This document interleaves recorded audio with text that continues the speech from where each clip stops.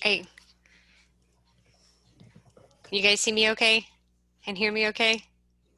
Yes. Perfect. All right. So I just first want to take a minute and just welcome everybody here to our new student meeting. I appreciate you taking that time out of your day.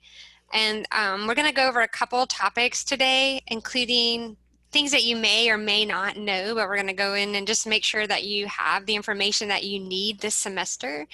So the first thing that we're going to talk about today is advisement and EAB, and to be sure to check your Georgia Southern email daily. We'll talk about why that's important.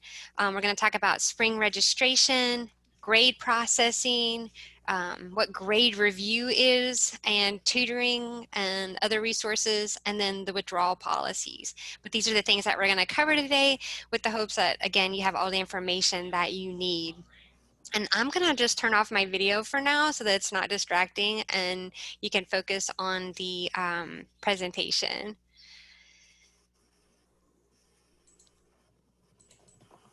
All right. All right, so here we go.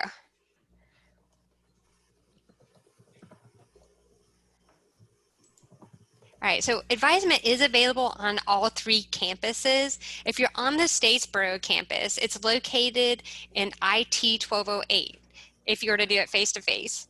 On the Armstrong campus, advisement is located in the Student Success Center, and on Liberty, it's in the Liberty building. So I do want to tell you, and the reason why I said if you do it face-to-face is that advisors are working from home and in the office this fall due to the COVID-19 virus. Advisors are in the office 2.5 days a week, and advisors are working from home 2.5 days a week. And so you'll want to check with your advisor before visiting the advisement center. If you were just to drop in for a face-to-face meeting, there's a chance that your advisor may not be there. So for example, my schedule, on Mondays, I'm in the office from 8 to 12, and then I work from home 1 to 5. I have lunch 12 to 1. And then on Tuesday and Wednesday, I'm in the office 8 to 12, and then I have lunch and I'm in the office again 1 to 5. And then on Thursday and Friday, I work completely from home and I have my lunch at home. So I'm working from home 8 to 5. And so your advisor might have a similar schedule. Hola, querida familia acá.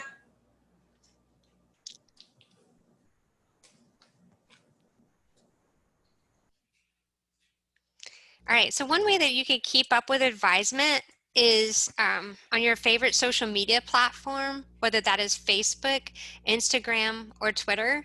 And we will post information there regularly that you can access.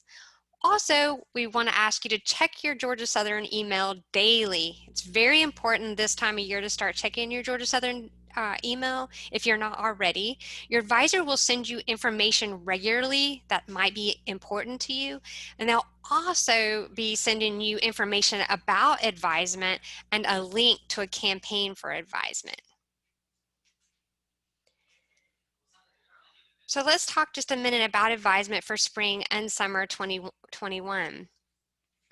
We are offering mostly virtual appointments through Zoom, email, or Google Meet, but there are also some face-to-face appointments if you feel like you need to be face-to-face. And then we also will offer drop-ins all semester long. They're just for short questions, not for advisement, but maybe where to find something on campus or what's the procedure for this, those types of questions. So let's just talk briefly about how to make an appointment through EAB. Now again, you'll want to follow the instructions that your advisor gives you through your email. So they may send you a link to EAB and it just takes you straight there to make an appointment. But some of the processes are similar depending on whether it's a drop-in appointment or whether it's an appointment you make or one that you make through the campaign link that your advisor will send you. But they basically you'll be in EAB and you'll click on get assistance, and you'll choose the type of appointment and the campus for academic advising, and then you'll choose the location and the staff member, and then you'll select the time and confirm the appointment. And one thing that I just want to point out that you'll always want to confirm that appointment. If you don't confirm the appointment, it just won't stick. So always make sure that you confirm that appointment. But again, if you check your email your advisor will send you some information about registering for that appointment. All right, so let's talk about what happens during advisement. So you make the appointment and you want to show up for that appointment and be on time. Now, if you're late or you can't make that appointment, then, I mean, it's okay to cancel. Things happen. If you have to cancel an appointment, you can cancel it so that another student can take that spot. But at your advisement appointment with your advisor, I mean, you'll talk about goals, you'll talk about your program maps and your curriculum sheets, your course schedule considerations, like if you work, like what are your options if you have to work, campus resources, your progression in the program, any holds on your account. For example, if you have not sent your transcripts to Georgia Southern, you may have a hold that won't let you register for your classes. That might be on there. They might walk through with you how to register for your classes, and they'll answer any questions that you have. So after your advisement appointment, your advisor will post everything discussed in your meeting to EAB, and I'll show you how to find that in just a minute. On your own, you will plan your ideal schedule using the course search, and the course search is located on your My Georgia Southern homepage. All right, now on the day of your registration, when you go to register for you'll want to have an alarm set so you can get up, because registration starts bright and early at 6 in the morning. And you'll want to register for your classes. Always start with spring first, and then if you decide you want to do summer, you can do summer. Now let's talk briefly about your advisement sheet, how to find the information in EAB that your advisor has posted about you and your appointment. So you simply, on your My Georgia Southern homepage, you can click on the EAB Navigate portal. And then once you get into that portal, you can click on the Reports tab, which is located right here in the middle, and then there'll be a paperclip icon here. And that paperclip is basically all the documents that you and your advisor went over together, whether it's curriculum sheets or program maps or just information that you need to know. Anything that you go over together, they will store there for you. So you can always have access to it. If the cat ate it, the dog ate it, it got rained on, or if you left it at home on the day of advisement or registration, it's there. So when do you register for your spring and summer classes? That's always a question that students have. And the registration office does put out a general calendar. And here at Georgia Southern, students register based on classification, hours earned, or maybe other tags, such as if you're an athlete or an ROTC or an honor student. And so you'll want to make sure that you know when you're supposed to register for your classes so that you register for those classes on time. All right. Now, if you can see from this schedule that the seniors are going to register first, basically because they are graduating. And so we want to make sure that they get the schedule they need to graduate. And freshmen, well, you're going to register in the last slots, November 10th and 11th. But just remember that every semester that you earn hours, you will move up in rank. All right. Now, and the honors students, if you're an honors student, you'll register the earliest, November 2nd. So let's talk about how to find your registration time. You can actually find your registration time today if you wanted to. At your advisement appointment, your advisor will show you either how to find your registration time, or they may give you your registration time. But if you wanted to find it today, you certainly could. So from your My Georgia Southern homepage, you can choose the Wings portal. And then once you're in Wings, you'll choose the student portal. And then you'll choose registration. And then under registration, you'll choose check your registration status, time slot, and more. And it'll show you your registration time for the spring of 2021. So let's talk briefly about how to register for classes. That also happens in Wings, and it's in the registration portal, the same place that you checked your registration time slot and more. It's just that you simply move up 2 spots to add and drop your classes. And I want to show you briefly this link that most of your advisors will probably share with you when they send their registration email out, or when we get closer to registration, they'll send it out to you. So this is a really great page because it shows you the registration checklist steps. And then if you can't register for a class, it gives you some tips, such as some things that might be the reason that you need to, that you might not be able to register. It also, if you scroll all the way down to this page, it has 2 videos in it, and they show you the different ways to register for class, the 2 different ways to register for classes. And you can watch those videos and be ready to go. Oops. All right.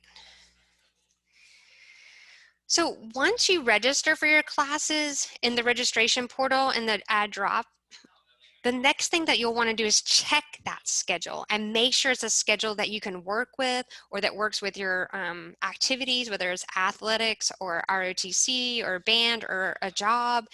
So definitely check that schedule in Wings. And again, you'll find that in the registration portal in Wings. And you'll just click on either the student schedule by day and time or the concise schedule right here. Now, if you have any troubles registering for your classes and it's 8 to 5, your advisor can be there to help you. Now, if it's at 6 in the morning or late at night when advisors are not in the office or up working from home, you may need to contact technical support. So be sure to have that number or that email address handy for you. So after registration, you'll want to focus on successfully completing your fall classes. Don't keep looking forward too much. You got to focus on the here and now. It kind of gets exciting though once you get that spring semester classes and you start looking forward, but you just can't forget about those fall classes. So you want to make sure that you stay on top of your classes. Ask your professors about any homework, quizzes, exam information, anything that you need clarification on. Check all your grades in Folio. Make certain the grade is what you expected. Anytime you get a grade that you don't expect, be sure to check with your professor. And after the final exams in December, be sure to check your folio grades again and just make sure that that grade is what you expected. So we're going to talk next about grade processing, and this is just the process from which your grades in folio move into Wings and degree works. And so that's what we want to briefly talk about today. And so your professor is the one that submits those final grades from folio through Wings, and then the grade processing actually happens by the Office of the Registrar, and this term, it will happen on December 14th. So what that means for you is that you can see your grades fully in Wings and in degree works on December 15th. So on December 15th, you will want to check your grades to make sure that your grades in Wings and in degree works are what you expected. So let's talk briefly about what happens if you get a grade that you didn't expect, right? Because sometimes professors can make mistakes, or maybe you didn't earn as high a grade on your final exam that you expect, but whatever it might be, you want to know that there is a grade review process where you can reach out to your professor and appeal a grade. So a really important piece of that information is knowing when to appeal that grade. And all of us advisors would say, appeal it as soon as possible. Don't wait. As soon as you check your grades on December 15th, if you see any discrepancies, just go ahead and start the first step of the grade review process. And that includes reaching out to your professor via email and just ask for an official grade review. Just tell them, this is what I expected and this is what I received, and I'd just like you to take a look and let me know why there's a difference in those. Now, if your professor wasn't able to help you out, or if you weren't able to reach your professor for some reason, then you can always move to step 2, which is to talk to that department chair. And then if necessary, you could always move to step 3, which is reaching out to the college dean. But generally things are taken care of at the first level if there is any discrepancy. But we just want to make sure that you're aware of this process, because you have to complete this process within 14 working days of the spring. So if you're unhappy with a fall grade, you only have until January 28th to fix that fall grade. So we just want to make sure that you realize that there is a process if you're not happy with your grades for any reason. But the next thing that I want to talk about is withdrawals. There's basically two kinds of withdrawals. One is if you're withdrawing from a class, and the second one was if you were withdrawing from the university this term. So before withdrawing from a class, we always suggest that you discuss this with your professor. You'll also want to talk to your financial aid counselor just to make sure there's no financial penalties for dropping from this class, and also talk to your advisor so they can make sure that this withdrawal does not affect your progression towards graduation. So you can withdraw from a course with a W until the date that we call the last date to withdraw without academic penalty. That's a lot of words. But those dates are for the long term, October 12th. For the A term, it's September 11th. And for the B term, it's November 5th. So these are very important dates. And your advisor will always remind you when these dates are coming up. But you'll want to just make sure you, again, pay attention to your email and just know that you can withdraw from up to 6 classes here at Georgia Southern without penalty, and it would be without academic penalty, and you will receive a W. Now, what happens if you withdraw from that class after October 12th or September 11th or November 5th? Well, then you would receive a failing grade from for that class. So again, if you're not ever sure whether you should withdraw from a class, please be sure to talk to your advisor, and they can guide you in this process. So before you withdraw from a class, we always wanted you, again, to reach out to your professor, and you can check the course syllabus for office hours and an email address. But one of the reasons that we really want you to check with your professor is a lot of times your professors can help you stay in the class. They may be able to give you tips or offer tutoring sessions, or maybe there's a study group or something that you can join to help you pass this class and not have to take it a second time, because it's money and time if you have to retake a class. And though sometimes you have to do it, we always would encourage you to try not to if you think it's possible that you can at all pass that class. So talk to your professor anytime that you're considering withdrawing from a class. The other thing that we want to encourage you to do is consider some of the resources that are available on campus that might help you to be successful in that class. So for example, the Academic Success Center, they have tutoring there and academic success workshops that might be helpful to you in passing this class. The Writing Center can help you with any stage of writing, including coming up with an idea, or they can check your work or go through it and just show you how to improve your writing skills. Now, if you have trouble with math, you can reach out to your advisor and they can provide a link to a Google form and you can sign up for tutoring with a master tutor. And then there's always the Counseling Center. So maybe you're struggling with something such as anxiety or depression, or maybe there's a relationship that is keeping you from focusing on your schoolwork. The Counseling Center is there to help you. And also, don't ever forget, you can always reach out to your advisor and ask them any questions about withdrawing from a class. So to withdraw from a course, you will need to talk to your advisor. You will need a registration access number. And again, you're going to be in that registration portal in Wings to drop a class. It's a little different this time. It's called withdrawing from a class. And you would choose the fall 2020 if you were going to withdraw from a class. So let's talk for just a minute about withdrawing from the university. Now, it's rare that someone would want to withdraw from the university, but it does happen because things can happen in life, such as a family member getting sick that you might have to help take care of, or maybe you're in the military and you get deployed. But whatever that reason is, just be sure to talk to your advisor about this need when it comes up. And you'll need to be aware of financial obligations when you're speaking about withdrawing from the university. And you'll need to complete the voluntary cancellation form. And there are a few different types of withdrawals that may work in your scenario, and your advisor can guide you through these. And that could be that you need a hardship withdrawal, or a medical withdrawal, or maybe a military withdrawal. And there are different offices on campus that these kinds of withdrawals move through.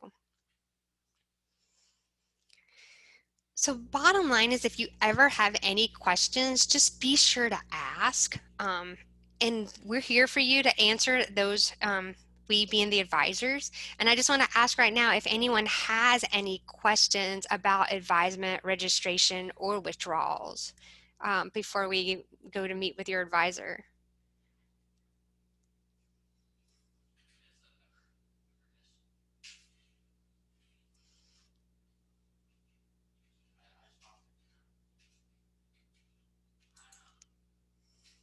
Does anybody have any questions?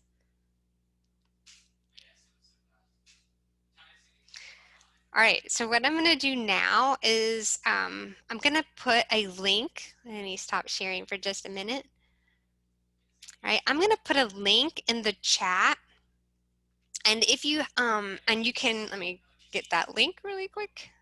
I have the hardest time getting out of, I'm going to have to open Google again. Hang on. Here we go. All right, so I'm going to put a link in the chat. And this link has all of the different programs in it. If you're a computer science major, you can just stay in this room with Nicole and I, and she's going to walk through the presentation. But if you're a major that's civil and construction or electrical or construction management or information technology or manufacturing engineering, mechanical engineering, or if you're with the Armstrong Engineering and REPP, you can click on these links. And this is the Regents Engineering Pathways Program discussion for the Statesboro campus. And I'm just going to put this in the chat. I'm going to go back. Oh, oops, wrong thing. I'm not doing so well. Here we go.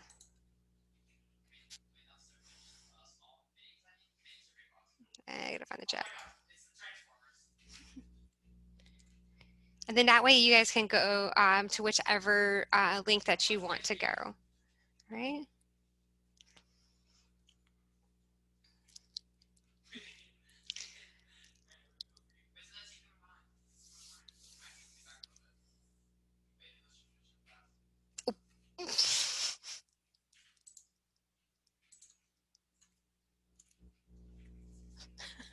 Thanks, Nicole.